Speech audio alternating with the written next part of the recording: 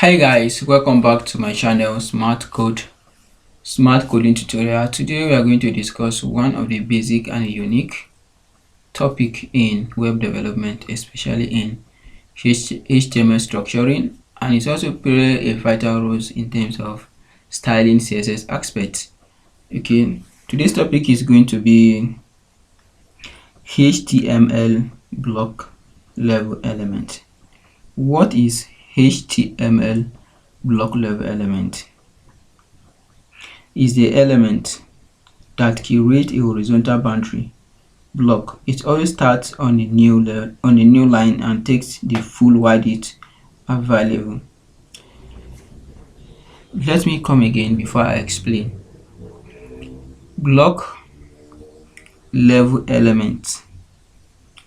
It creates a horizontal boundary block and it always starts on a new line. Take note, it always starts on a new line and it takes the full width of the available space.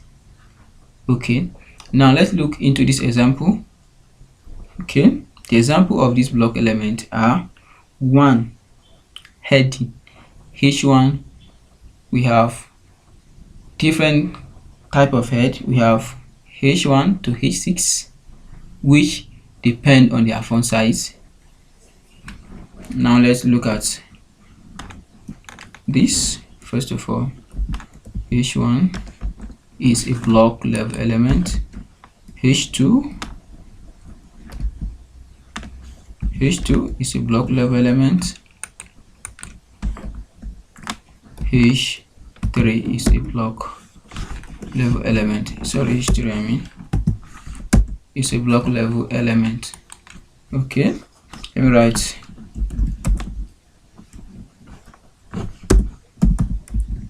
block level element.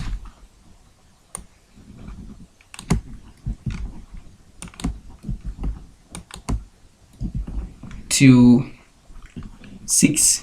So this the difference between H1, H2, H3. Let me complete it. H4, H5, and H6 are their font size. Now look at here on the screen.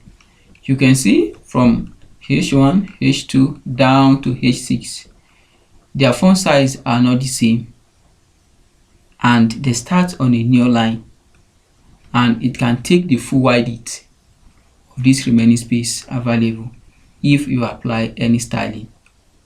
Okay, here is the common example of it.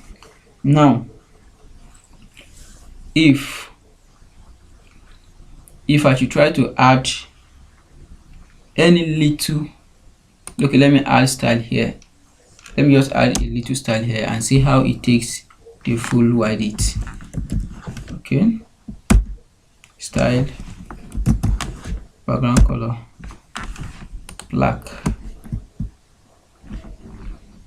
You see, let me just change this to white. No, the white won't be good. Okay, let me change the color of the text to white and see what is going to be.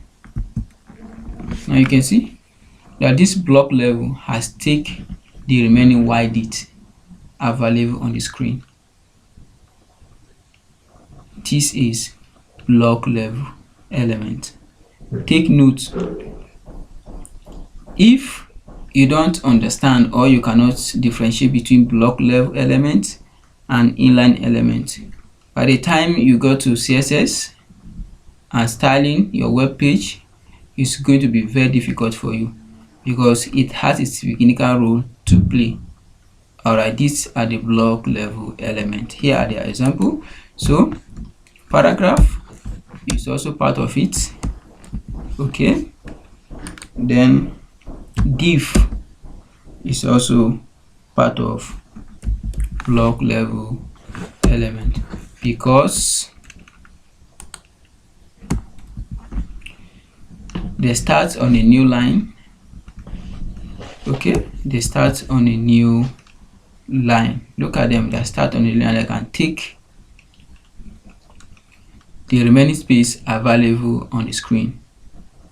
Okay, now this is the block level element. I hope you guys will understand. So we now move to the second part, which is inline. Okay, let me make this one as block level element using a comment. It's going to be block level element, and here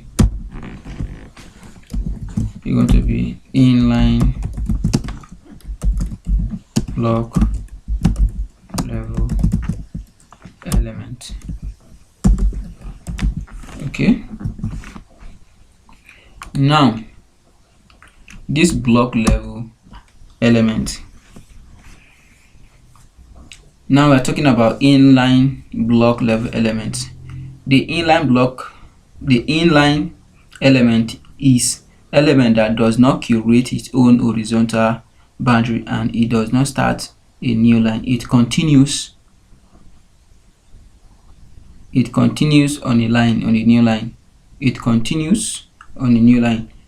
Like I say, it does not create its own horizontal boundaries, and it does not start a new line. So you don't have ability to take off the remaining space available. Okay, now let's cite this example. We have span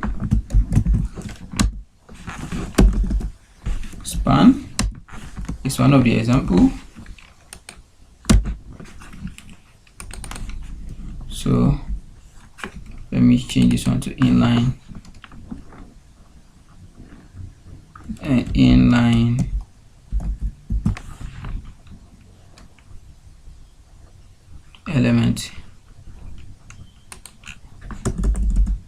element, inline level element. Okay, inline element. So from there we have anchor, which is also the same thing. Okay, you see they are continue on the same line. Okay, you can see that. So, and we also have an image. Image is also an inline element. img